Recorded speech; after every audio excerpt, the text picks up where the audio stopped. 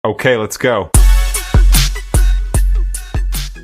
Fastlab NX 14000 Pro amplifier kelas TD keluaran Fastlab, sangat legendaris, semua orang pasti sudah kenal.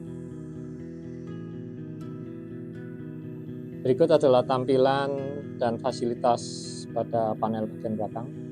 Di sini kita lihat ada dua buah input A dan input B ya, yaitu untuk channel A menggunakan dan dilengkapi dengan uplink A, dan input B dengan uplink B.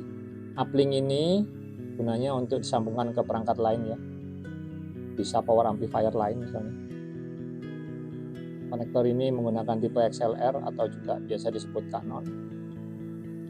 Sedangkan di sini kita geser sedikit, ada saklar untuk masukannya. Apakah mode ST stereo, mode normal, atau PAL paralel, di mana salah satu input ini diberi masukan maka dua-duanya udah dapat masukan. Ini mode mono ya.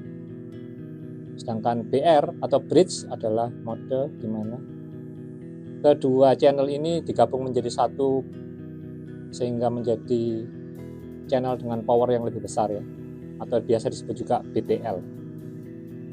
Jadi digandeng dua channel ini jadi satu channel. Untuk outputnya di sini menggunakan speakon atau binding post, jadi ada pilihannya. Kemudian kita bergeser lagi, di sini ada sensitivitas, pilihannya ada 0,7, 1 atau 1,5 volt ya, bisa dipilih.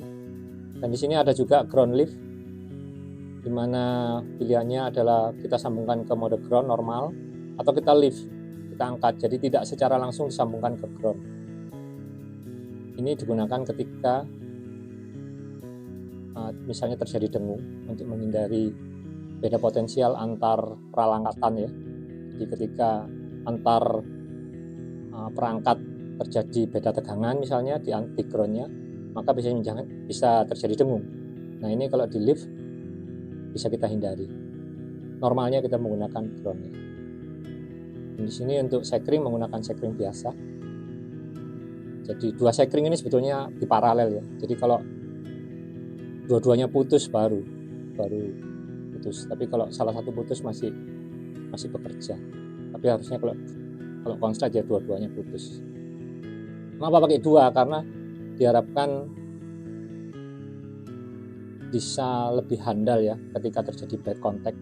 Karena amplifier ini biasanya digunakan untuk horek salah satunya ya, digunakan di truk, digoyang-goyang, jadi kalau ada bad contact masih selamat ini kalau pakai dua sekring paralel model gini, karena biasanya kalau sekringnya goyang-goyang juga bisa problem gitu. Amplifier sudah kita buka, berikut adalah tampilan bagian dalamnya. Trafonya sebesar ini, besar sekali ini ya, ini telapak tangan saya, dan sangat tebal, ini segini ya, lebih panjang dari telunjuk saya ini. Untuk kapasitor menggunakan 8 buah kapasitor 4700 mikrofarad 250 volt.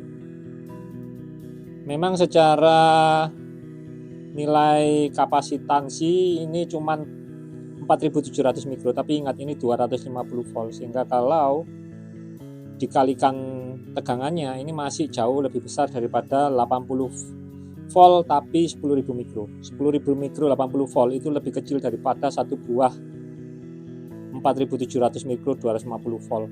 Energi yang disimpan jauh lebih besar ini. Oke. Kemudian kita bergeser ke transistornya. Mudah-mudahan ini bisa kelihatan ya, karena ini sangat halus. Ini menggunakan tipe MJL, kelihatan nggak? MJL 21194, pasangannya MJL 21193 ya. Pasangannya ada di baliknya ini ya, bawah. Kalau dilihat ini untuk tiap channelnya dia menggunakan 1, 2, 3, 4, 5, 6, 7, 8, 9, 10 buah MJL 21194 yang setiap satu bijinya ini punya kemampuan 16 ampere 250 volt kemampuannya ya, untuk tiap transistornya. Ini mahal ini per setnya ini. Oke, kemudian untuk fan, dia hanya menggunakan 2 buah fan, jadi air flow dihisap dari sini keluar ke sana.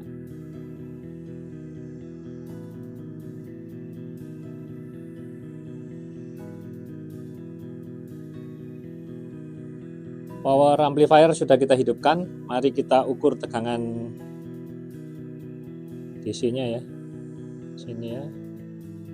Saya colokkan ke DC plus. Ya, DC plusnya di 196 volt ya. Dan DC minnya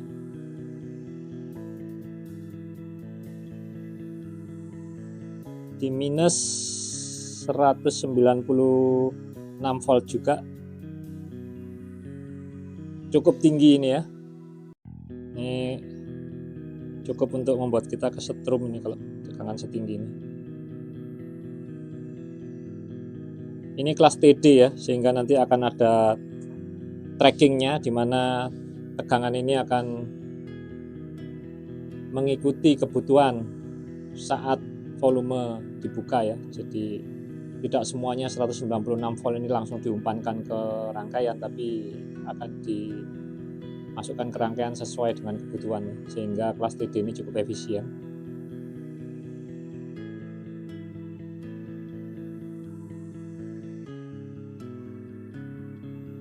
Kita akan melakukan uji beban. Di sini untuk sinyal input saya menggunakan sinyal generator custom, sudah diset di 50 Hz sinus. Saya umpankan ke channel A, ke channel 1 ya. Kemudian outputnya dari channel A kita sambungkan ke dummy load 5000 watt 8 ohm.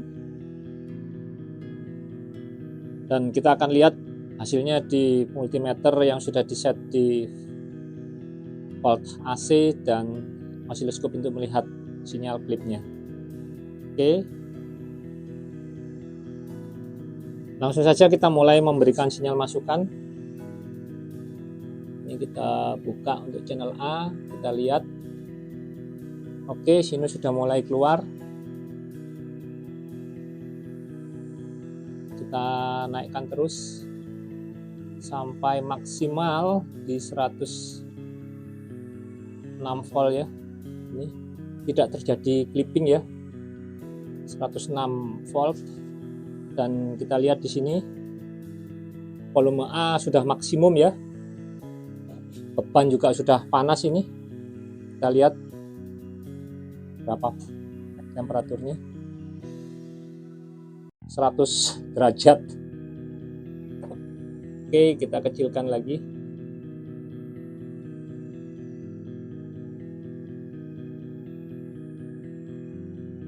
Kita akan melakukan uji beban dengan mode bridge. Di sini kita lihat untuk saklar sudah kita taruh di DR ya, mode bridge, dan keluaran kita menggunakan binding post. Di sini positif dan di sini negatif, langsung menuju ke dummy load 8 ohm 5000 watt. Untuk generator tetap 50 Hz. Oke. Kita mulai berikan sinyal masukan. Oke, di channel A kita lihat. Oke, ini adalah sinyalnya. Kita fokus ke osiloskop dan voltmeter ya. Oke, masih belum clipping. Oke, sudah mentok 180-190 volt ya. Kita lihat apakah sudah maksimal. Oke, ini udah maksimal ya. Wah, ini udah mulai keluar asap ini ya. Berapa volt ini? Berapa temperaturnya? Temperatur di 141 derajat, panas sekali.